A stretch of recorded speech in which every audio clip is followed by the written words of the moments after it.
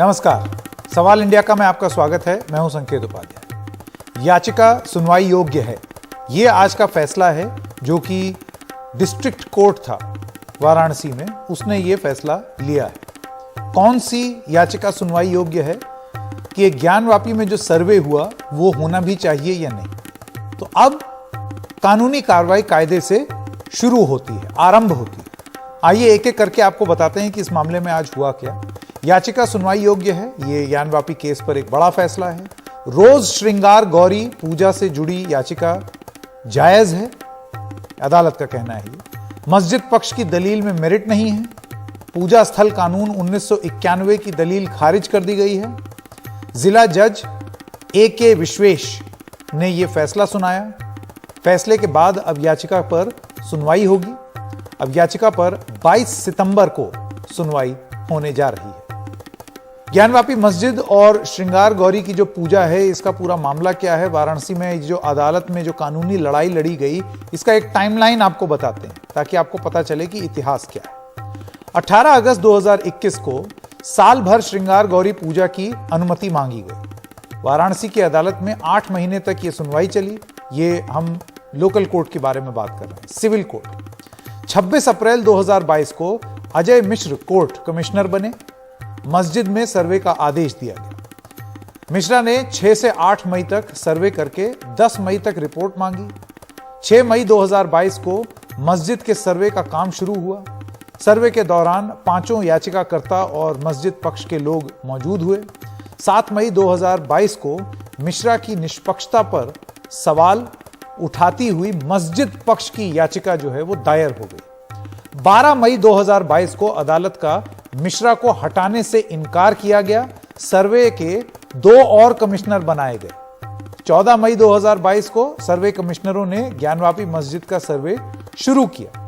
16 मई को हिंदू पक्ष का मस्जिद के वजूखाने में शिवलिंग होने का दावा आया। मुस्लिम पक्ष ने कहा कि शिवलिंग नहीं, ये फव्वारा है। 16 मई को ही वजूखाने को सील करने का आदेश दिया गया। 17 मई 2022 यानी कि उसके एक दिन बाद एक कोर्ट कमिश्नर का दूसरे पर जानकारी लीक करने का आरोप लगाया गया। विशाल सिंह के आरोप पर कोर्ट ने अजय मिश्र को आयोग से हटा दिया। बताइए, जिसकी अगुवाई में यह सब हुआ उसको ही हटा दिया गया। 19 मई 2022 को कोर्ट कमीशन ने ज्ञानवापी मस्जिद की सर्वे रिपोर्ट कोर्ट को सौंप दी। 19 मई को ही मस्जिद कमेटी की श्रृंगार गौरी पूजा याचिका की सुनवाई पर रोक की मांग थी। सुप्रीम कोर्ट का वाराणसी कोर्ट को 20 मई तक याचिका पर सुनवाई टालने का आदेश था। 20 मई को ही याचिका सुनने लायक है या नहीं, सुप्रीम कोर्ट ने वाराणसी जिला जज से यह तय करने को कहा। और अब हम आते हैं आज के फैसले पर, जो कि सुप्रीम कोर्ट के कहने पर जिला जज ने जो किया। सुप्रीम कोर्ट ने जिला अदालत को 8 हफ्ते में सुनवाई पूरी करने के आदेश दिए। हिंदू पक्ष ने मस्जिद पक्ष की दलीलों को झूठ बताया। 24 अगस्त को सुनवाई पूरी हुई और फैसला सुरक्षित कर लिया गया। और आज यानी कि 12 सितंबर 2022 को कोर्ट ने माना कि याचिका सुनवाई योग्य है। अब आगे क्या होगा? आगे ये होगा कि मुस्लिम पक्ष अगर इस फैसले से नाराज है, जो कि वो हैं, वो इससे भी ऊंची अदालत यानी कि इलाहाबाद हाई कोर्ट जा सकते हैं। अब ये पूरा मामला क्या है? 1991 का जो कानून है वो यहां पर क्यों अदालत कह रही है वो मान्य नहीं है या लागू नहीं है? क्या है पूजा स्थल कानून 1991? 1991 में अयोध्या के अलावा कई जगह मंदिर और मस्जिद विवाद उठने लगे। तत्कालीन नरसिम्हा राव की सरकार ने 1991 में कानून बनाकर विवाद शांत करने की कोशिश की। इसके तहत 15 अगस्त सन 47 तक अस्तित्व में आए किसी भी धार्मिक स्थल को दूसरे धर्म के धार्मिक स्थल में बदला नहीं जा सकता। अयोध्या विवाद को इस कानून से बाहर रखा गया था क्योंकि ये पुराना मामला चल रहा था। इसके उल्लंघन पर 1 से 3 साल की जेल और जुर्माना लगाया जा सकता है। ये पूरा मामला है अब तक जो सारी चीजें चल रही हैं। सौरभ शुक्ला अब हमारे साथ जुड़ गए हैं। सौरभ, जो दोनों पक्षकार हैं यहां पर, उनका क्या कहना है, क्या जानकारी मिली है? देखिए संकेत, सबसे पहले तो अपने दर्शकों को बता दें कि आपने पूरा एक बैकग्राउंड बताया कि कब किस तारीख को क्या हुआ, आपने पूजा स्थल कानून भी समझाया। जो जो इंतज़ामिया कमेटी है, जिसे लोग मुस्लिम पक्ष कहते हैं, वैसे सिर्फ वो इंतज़ामिया कमेटी का पक्ष है, वो सभी मुस्लिमों का पक्ष नहीं हो सकता है। तो उनका ये कहना है कि वो इस फैसले से नाखुश हैं और वो इस फैसले के खिलाफ इलाहाबाद हाई कोर्ट में अपनी अपील दाखिल करेंगे और इलाहाबाद हाई कोर्ट का रुख करेंगे। ज़रूरत पड़ी तो वो पूरा मुकदमा सुप्रीम कोर्ट में भी जाकर के लड़ेंगे। तो ये तो हो गई कि अब ये मामला अब ज़िला कोर्ट से हाई कोर्ट जाएगा।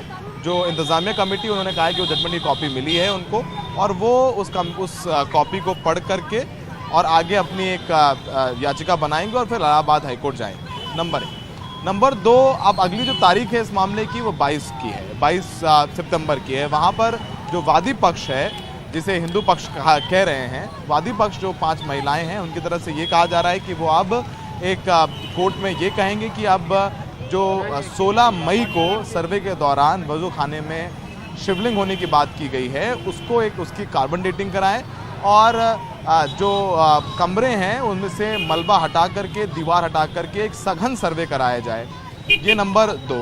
नंबर 3, अब जो ये कहा जा रहा था कि जो इंतज़ामिया कमेटी है संकेत, उसने कहा कि ये याचिका सुने जाने योग्य नहीं है क्योंकि 1991 का पूजा स्थल कानून ये इजाज़त नहीं देता, क्योंकि 1947 से भी पहले से वहाँ पर ज्ञानवापी मस्जिद में मुसलमान नमाज अता करते आए हैं।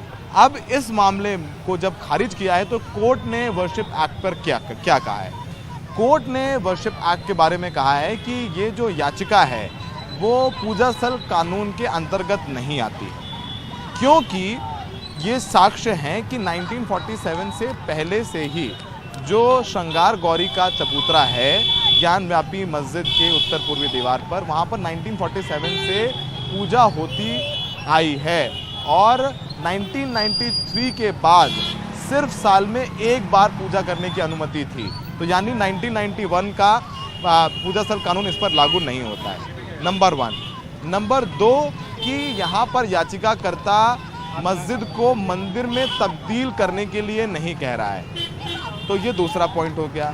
तीसरा पॉइंट ये हो गया है कि वहाँ तो पूजा होती ही है, पहले 1993 से पहले हर रोज़ हो रही थी, लेकिन अभी साल में एक बार होती है, तो सबको स्वीकार है, सबकी आंखों के सामने होती है। तो ऐसा है नहीं कि वहाँ पर पूजा नहीं हो रही थी। तो ये बिल्कुल पूरी तरीके से 1991 का जो पूजा स्थल कानून है उसके एम्बिट से बाहर है। तो ये बहुत बड़ी बात कोर्ट ने कही है। कोर्ट ने ये भी कहा है कि जो साक्ष्य दाखिल किए गए इंतज़ामिया कमेटी की ओर से कि वहाँ पर 1600 से पहले से 16वीं शताब्दी से वहाँ पर मस्जिद तामील की गई थी, और इसके अलावा जो वक्फ एक्ट है 1995 का, उसके अंतर्गत भी ये याचिका उसके एम्बिट में नहीं आती, और काशी विश्वनाथ का जो एक्ट है, मंदिर एक्ट है 1983, उसके अंडर भी नहीं आती है। फिर से हम एक बार अगर फिर से सरल शब्दों में समझाएं कि बात चूँकि चर्चा यही थी कि भाई 1991 का एक्ट ये कहता है, आपने समझाया कि 1947 से जो लोग जहाँ पूजा कर रहे थे वहीं करते रहेंगे पर अयोध्या को छोड़ के। कोर्ट भी ये बात मान रहा है कि 1991 का एक्ट ये कहता है, लेकिन ये जो याचिका है वो 1991 के एक्ट के अंडर आती नहीं है, क्योंकि वहाँ पर श्रृंगार गौरी का जो उत्तर पूर्वी दीवार पर पूजा होती है, साल में एक बार तो वो पूजा हो ही रही है आज भी। ऐसा तो नहीं है कि याचिकाकर्ता ये कह रहा है कि मस्जिद की जगह मंदिर बना दिया जाए, ये कोर्ट के लफ्ज़ हैं। तो अभी तो साल में एक बार पूजा होती है, ये तो सबके सामने होती है, और 1993 से पहले तो हर रोज़ पूजा हो रही थी, इसके भी साक्ष्य उपलब्ध हैं। तो कोई नई बात नहीं कह रहे हैं कि हम रोज़ पूजा को, तो राइट टू वर्शिप, पूजा करने के अधिकार के कानून के तहत ये याचिका स्वीकार की है और 22 तारीख को इसकी अगली सुनवाई की जाएगी। संकेत जी बिल्कुल सौरभ, बहुत बहुत धन्यवाद इस तमाम जानकारी के लिए। मैं स्वागत करना चाहता हूं हमारे मेहमानों का। सैयद अतर हुसैन दहलवी, आप चेयरमैन हैं अंजुमन मिनाज रसूल के। अतीक अंसारी मुस्लिम स्कॉलर हैं। मदन मोहन यादव, आप एडवोकेट हैं हिंदू पक्ष के, और देश रतन निगम एडवोकेट सुप्रीम कोर्ट में। यादव जी, सबसे पहले मैं आपसे शुरू करना चाहता हूं, अगर आप सरल भाषा में ये समझा सकें कि आज ये जो फैसला सुनाया गया है, जाहिर सी बात है ये ऊपरी अदालत में जाने का अधिकार है लोगों को और वो जा भी सकते हैं, लेकिन क्या हम ये माने कि आज अदालत ने सुनवाई के रास्ते खोल दिए हैं, और इस लिहाज से और ये कह के कि 1991 प्लेसेस ऑफ वर्शिप एक्ट यहां लागू नहीं होता है, उसके चक्कर में ये जो जगह है इसको एक डिस्प्यूटेड स्ट्रक्चर बोला है कि अब इस पर बहस होगी और ये जांच होगी कि ये ये मंदिर था या मस्जिद था, तो उस लिहाज से ये एक डिस्प्यूटेड स्ट्रक्चर है। माननीय न्यायालय ने स्पष्ट कर दिया कि ये पोषणीय मामला है। 5 वादिनियों द्वारा जो आया था माननीय न्यायालय के पटल पे सुनने योग्य है, और इसको सेवन है। सबसे बड़ी बात, ऑडियो वीडियो चला गया, वापस जाएंगे यादव जी के पास। देशरत्न निगम जी, आप जवाब देना चाहेंगे? इससे हम क्या समझें? क्या हम ये समझें कि एक विवादित स्थल वो बन गई है और उस पर एक कानूनी प्रक्रिया आज कायदे से शुरू होती है? देखिए, अभी जो वहां पर जो वाद है वो इस बात का है कि उन्हें हर दिन, जो 5 महिलाओं ने जो केस फाइल किया है, सूट किया है, उन्हें 5 साल में हर दिन पूजा की आज्ञा चाहिए, जो कि पहले होती थी 1993 से, जैसे आपके रिपोर्टर भी बता रहे थे कि उसको कुछ दिनों के लिए सीमित कर दिया गया था। तो धार्मिक जो चरित्र है किसी स्थान का वो बदला नहीं है, तो 1947 में था वो वैसे ही चल रहा है। तो वो कोर्ट का ये मानना है कि जो प्लेसेस ऑफ वर्शिप एक्ट है 1991 लागू नहीं। दूसरा, इसमें एक भी पक्ष ये भी आता है कि ये प्रॉपर्टी वक्फ एक्ट के अंदर रजिस्टर नहीं है 1995 के अंदर। ये भी एक फैसला, पता नहीं कोर्ट ने इसका संज्ञान लिया है कि नहीं लिया, ये मुझे आइडिया नहीं है, लेकिन ये भी एक मसला है। तीसरा, यहाँ पे देखिए अभी मंदिर है, मस्जिद है, उस पर नहीं जा रहा है, वो 91 का ऑलरेडी पेंडिंग है, जो कि स्टे चल रहा है, जिसका अगर प्लेसेस ऑफ वर्शिप एक्ट हट जाता है और सुप्रीम कोर्ट हटा देता है तो शायद वो चल जाए, या उस पर कोई अगर एप्लीकेशन लगाई जाए उसको चालू करने का कि प्लेसेस ऑफ वर्शिप एक्ट नहीं लगता है, तो मामला उसमें आगे बढ़ सकता है। दूसरा, जो सर्वे रिपोर्ट आई हुई है उससे ये बहुत बड़ा चीज साबित हो जाती है कि इस प्लेस का रिलीजियस कैरेक्टर कभी बदला नहीं, और मस्जिद से पहले से वो रिलीजियस कैरेक्टर चला आ रहा है, और अभी भी वहां साक्ष्य मौजूद है। इसीलिए मैं ये सवाल पूछ रहा हूं कि क्या इसको विवादित स्ट्रक्चर माना जाए या ना माना जाए? देखिए, ये कोर्ट में है तो विवादित ही है। कोर्ट फैसला देगा, कोर्ट तो विवाद पे ही फैसला देता है ना, कोई एडमिटेड चीज पे तो देता नहीं है, तो ये विवादित ही माना जाएगा, क्योंकि लंबित है मामले कोर्ट के सामने। चाहे वो 91 का हो, चाहे ये वाला केस हो, तो मामले तो लंबित है। और ये दूसरा, एक इसमें और भी एक पहलू है कि ancient monument and archaeological site act है, जिसके अंदर 100 साल से पुरानी कोई भी जो वो होगी जगह, वो इसके एक्सेप्शन में आई थी, अपवाद में है इस केस के। तो अगर गवर्नमेंट ऑफ इंडिया चाहे तो डिक्लेयर भी कर सकती है इसको एंशिएंट मॉन्यूमेंट, और तो वहां पर फिर ये एक्ट के एक्सेप्शन में आ जाएगा। जी, मैं अब दहलवी साहब आपके पास आना चाहता हूं और आपसे ये जानना चाहता हूं कि आप किस तरीके से देखते हैं। जाहिर सी बात है, मुस्लिम पक्ष से जो हमने सुना है और जाना है, अब आप ऊंची अदालत इलाहाबाद हाई कोर्ट का भी दरवाजा खटखटाएंगे, जो मस्जिद पक्ष है वो खटखटाएगी, लेकिन आज जो अदालत ने जो फैसला लिया है, बेसिकली मेंटेनेबिलिटी, ये जो याचिका है ये अब दर्ज की जा सकती है, इस फैसले पर आपका क्या कहना है?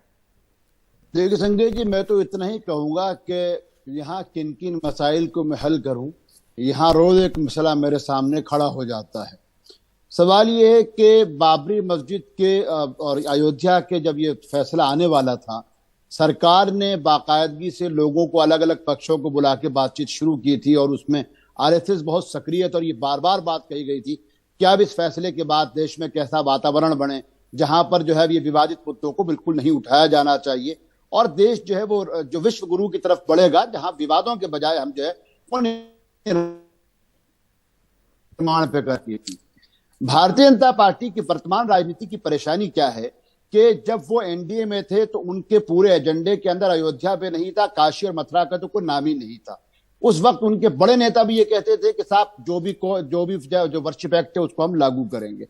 अब सवाल ये है कि क्या वो सायरा बानो की तलाक का मामला हो या ये श्रृंगार गोरी वाला मुद्दा हो, यहाँ पर खुद जो है ये बड़े सत्ताधारी, ये सत्ता में बैठे हुए लोग या दूसरे जो लोग हैं वो खुद नहीं जाते हैं वहां, याचिकाकर्ताओं के नाम पर कुछ लोग जाते हैं जिनको पीछे से पूरी सपोर्ट होती है। हम वजाहत के साथ इस बात को कह रहे हैं, कोर्ट ने जो कहा उसमें वर्शिप एक्ट, कल मान लीजिए, इससे पहले आप जानते हैं बदायूं की मस्जिद का नया मसला सामने खड़ा हो गया है, संभल की मस्जिद के ऊपर सारी चीजें सामने आ चुकी हैं, कभी मक्का मस्जिद को लेकर बातचीत होती है, कभी श्रीनगर की जामा मस्जिद को लेकर बात होती है। सवाल यह है, ऐसा लगता है कि अपने बच्चों को या मेरे बच्चों के साथ जो दूसरे बच्चे स्कूल में पढ़ते हैं, पहले मैं जवाब देता था, अब उनको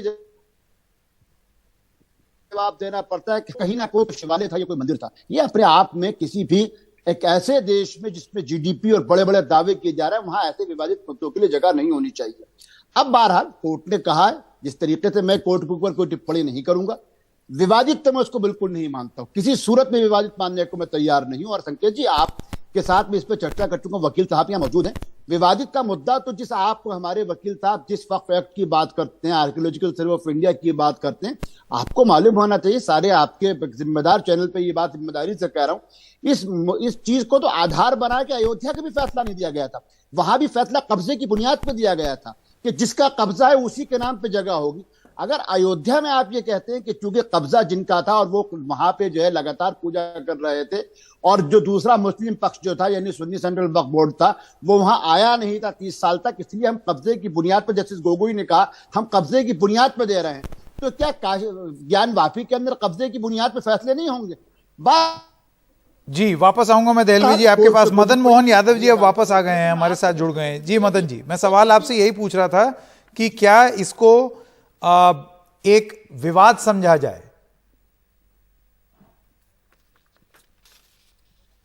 मदन जी, मेरी आवाज आ रही है? मदन जी, हाँ जी जी, अपने बात को पुनः दोहराइए। मैं दोबारा दोहराऊं जी, मेरा सवाल आपसे ये है कि अभी थोड़ी देर पहले देश रतन निगम जी कह रहे थे कि मामला अदालत में है, मतलब विवादित है। मैं आपसे ये जानना चाहता हूं कि अगर आप हमारे व्यूअर्स के लिए ये स्पष्ट कर दें कि विवाद कहां कहां और क्या है। इसमें विवाद का विषय नहीं रहा, महीनों तक बहस चली है, और जो बाधाएं सबसे बड़ी खड़ी की जा रही थी, जो हमें महसूस हो रही थी, वो वर्शिप एक्ट का था, वक्फ बोर्ड की प्रॉपर्टी का इशू था, वक्फ बोर्ड ट्रिब्यूनल का मामला था, और दीन मोहम्मद के केस 1936 के चले हुए केस का हवाला दिया जा रहा था, और 1983 के श्री काशी विश्वनाथ अधिनियम का। तो वो सब बातें माननीय न्यायालय डिनाई करते हुए अभी परिषद। फिर ऑडियो चली गई। चलिए वापस आएंगे आपके पास, बार बार ऑडियो जा रही है। अतीक अंसारी जी, मैं आपके पास आना चाहता हूं। अतीक जी, मेरी आपको आवाज आ रही है? तो मैं आपसे, जी अंसारी जी, हाँ, आपका क्या मत है किस मामले में? सवाल क्या है आपका? वाराणसी के मामले में मेरा ये कहना है कि ये जो डिस्प्यूट है, अब जाहिर सी बात है ये आगे जाएगा, ऊपरी अदालतों में जाएगा, लेकिन आज जो अदालत ने कहा है मेंटेनेबिलिटी के मुद्दे पर, उस पर आपको क्या लगता है? आप सहमत हैं अदालत से? नहीं, अदालत से हम सहमत नहीं है, क्योंकि इसको अभी मेंटेनेबिलिटी के पर सवाल केवल फैसला आया है, लेकिन जिस तरीके से आया है और इसके पहले इसी सिलसिले में जो कुछ हुआ है, उस सिलसिले में मैं एक बात कहूं अलग हट के थोड़ा सा, कि मुझे एक शेर है कि मुझे खतरे का अंदाजा है क्योंकि मेरे घर में दरवाजा नहीं है, और आपके घर में दरवाजा है लेकिन आपको खतरे का अंदाजा नहीं है। सार इसका यह है कि विश्वास का संकट पैदा हो गया। संकेत अभी इसी ज्ञानवापी पे ही आ जाएं और इसी 20 मिसालें मैं दे सकता हूं क्यों विश्वास का संकट है। आप कहा कुछ जाता है, फिर होने कुछ लगता है। सर्वे की बात आई, फिर मस्जिद के अंदर जाके सर्वे की बात आई, आपत्ति हुई, उस पर आपत्ति हुई कि क्यों आपत्ति हो रही है। उसके बाद फिर जब अंदर सर्वे की अनुमति मिल गई तो अंदर शिवलिंग निकल आया।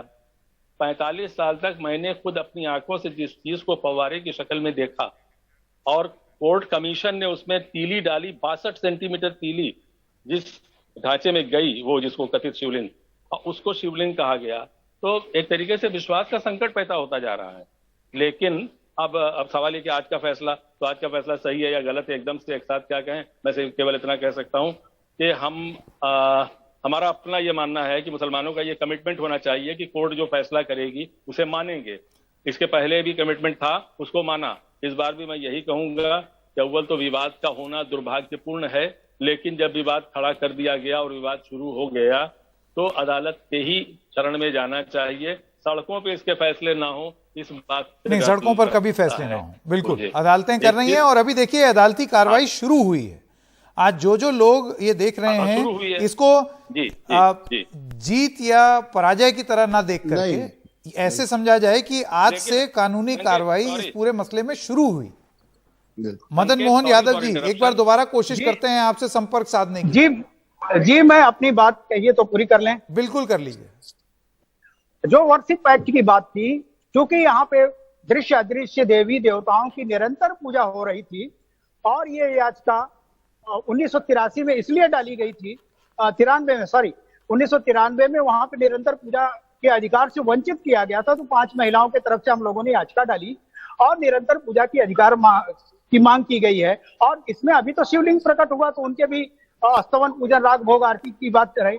और ये वर्षिप एक्ट यहाँ इसलिए लागू नहीं होता कि पूरा परिसर शिव परिवार से भरा हुआ है और वो पूजा निरंतर होती रही। कभी भी ऐसा अवसर नहीं रहा कि ये यहाँ पे पूजा नहीं होती थी, इसलिए माननीय न्यायालय ने उस बात को माना। और वह प्रॉपर्टी का जहाँ इशू था, वह की प्रॉपर्टी नंबर 100 बताते हैं, वो तो यहाँ से जहाँ पे काशी विश्वनाथ जी का मंदिर है वहां से 12 किलोमीटर दूरी पर मडुआडी है, वहां पे उस प्रॉपर्टी शो कर रही थी। और तीसरा, जो भी पेपर्स वो सबमिट किए हैं, वो यहाँ पे एक आलमगिरी मस्जिद है जिसको बिंदु माधव का मंदिर कहा जाता है। वहां पे रामानंद संप्रदाय का सबसे बड़ा स्थान है जहाँ पे कबीर तुलसी दीक्षा प्राप्त किए थे, वो स्थान है।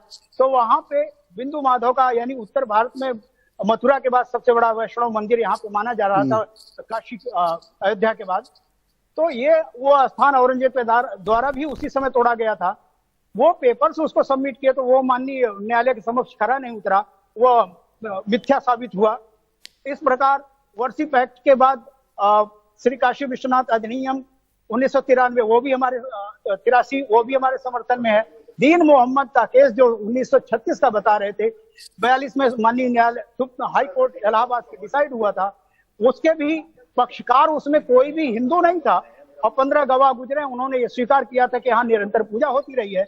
इस प्रकार माननीय न्यायालय ने स्पष्ट कर दिया कि ये 1991 का वर्षिप एक्ट यहाँ नहीं लागू होता है, इसलिए वो सुनने योग्य माना और पोषणी मानते हुए हमें अवसर दिया कि अब ये मुकदमा यहाँ पे सस्टेन करेगा, चलेगा। और जिससे हमें लेकिन अगर मस्जिद पक्ष इन सारे बिंदुओं से नाराज है या सहमत नहीं है तो वो एक ऊंची अदालत में जाकर के इसके खिलाफ एक याचिका दायर कर सकता है, जब यहां सुनवाई चल रही हो उसके साथ साथ। जी, इसमें एक टेक्निकल पक्ष ये है कि माननीय सुप्रीम कोर्ट के आदेश से ट्रायल कोर्ट इसको इंटरटेन कर रहा था। यदि ये हाई कोर्ट में जाते हैं तो हमें जहां तक संभावना है कि माननीय हाई कोर्ट कह देगा कि भाई आप क्यों बाईपास करके आ रहे हैं, तो हम आशान्वित हैं कि पुनः ये लौट के यहीं पे आएंगे और यहाँ पे निरंतर ये सुनवाई होती रहेगी। ठीक, नहीं वो सेकंड गेस नहीं करना चाहिए, अदालतें क्या बोलेंगी वो तो तभी जानेंगे जब वो होगा। आशान्वित हैं बिल्कुल आशान्वित हैं, तभी तो हमने इस याचिका को दाखिल किया जी। था। दहलवी जी, अंसारी जी, यादव जी और निगम जी, आपका बहुत बहुत धन्यवाद हमारे साथ जुड़ने के लिए और अपनी बात रखने के लिए। श्रृंगार गौरी की पूजा के लिए याचिका देने वाली महिलाएं कोर्ट के फैसले के बाद जश्न मनाती हुई दिखी। हमारे साथ तीनों जो महिलाएं जिन्होंने याचिका दायर की थी वो हैं। पहले तो अपना हमारे दर्शकों को परिचय दीजिए आराम से। आपका नाम बताइए। रेखा पाठक। रेखा जी, आप? मंजू व्यास। मंजू जी, लक्ष्मी जी, आप सबको सब जानते हैं। राखी जी नहीं है और जो राखी जी का नाम मत लीजिए ना, अभी है खाली चार, सीता साहू, रेखा पाठक, लक्ष्मी जी, मंजू व्यास। जी बताइए, ये बताइए आज कैसा महसूस कर रही हैं? आपकी याचिका सुनी जाएगी कोर्ट में, कैसा महसूस कर रही है? आज हम लोग की याचिका पूर्ण रूप से सुनी जाएगी। आज जज साहब ने 7-11 खारिज कर दिया, अब फैसला हम लोग के पक्ष में आ गया। आपके पक्ष में आ गया है। ठीक है, तो अब आगे इस जीत को कैसे आप सेलिब्रेट कर रही हैं मंजू जी? आज हम लोग घर में सभी लोगों से, सारे हिंदू वासी, सारे काशी वासियों, सारे सनातन धर्म से मेरे हाथ जोड़ से देशवासियों से विनती है कि सभी लोग अपने घर में दीपक जलाए, शंख नगाड़े बजाए और हर हर महादेव का नारा जरूर लगाए। आज बाबा की बहुत बड़ी जीत है। हर हर महादेव। लक्ष्मी जी, आप क्या कहना चाहेंगी? खुशी का दिन है, यही शाम के 1.5 साल से आप लोग लड़ाई लड़ रही हैं, कोर्ट आ रही हैं, कैसा लग रहा है आज आपकी जीत हुई है? जी, सबको अच्छा लग रहा है, सबको खुशी हो रही है। जितने सनातनी हैं, सनातन धर्म के हैं, सबको खुशी हो रही है। हमारे पितृ लोग, पूर्वज भी हम लोग को आशीर्वाद दिए हैं। पितर पक्ष में हम लोग का रिजल्ट आया है, देख लीजिए। आज जज साहब ने क्या कहा जब कोर्ट पहुंची? आप लोग थोड़ा सा नर्वस थे, क्या था? क्योंकि हम लोग कोर्ट जाते थे, फैसला सुनते थे, उसके आधार पे हम लोग को मालूम था कि जीत हमारी होगी। कभी कोर्ट में हम लोग डर से नहीं जिए, ना डर से आगे जिएंगे। एंड में एक वो बम बम बोल रहा है काशी, अगर आप सुना दे, पता है बहुत आप लोगों का गला खराब हो गया खुशी से, लेकिन फिर भी हमारे दर्शकों के लिए अगर गा सके मायन पुण्ना भैरो बाबा रहा न कोई बाकी, कि बम बम बोल रहा है काशी, बम बम बोल रहा है काशी, बम बम बोल रहा है काशी। और याचिकाकर्ता राखी सिंह के जो वकील हैं शिवम गौड़, उनसे भी हमने बातचीत की है, आइए सुनते हैं।